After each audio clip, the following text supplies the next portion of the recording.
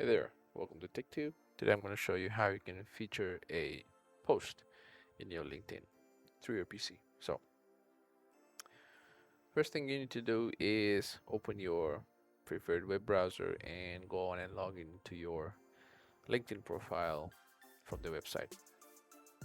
So this is a home page, and yours will also look somewhat similar to mine.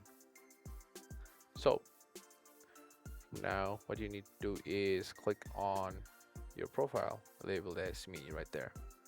You click on it, then you're gonna go on manage section and post an activity right there. Click on it. So I had a post uh, that was done some time ago. So let's say I want to feature this, right?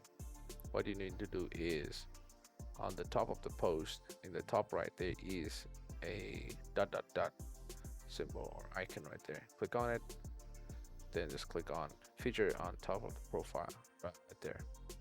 Just click on it, and that is now featured, and that's it. That's how you feature a post on your LinkedIn profile. If this content helped you, make sure to like, share, and subscribe to the channel. Thank you.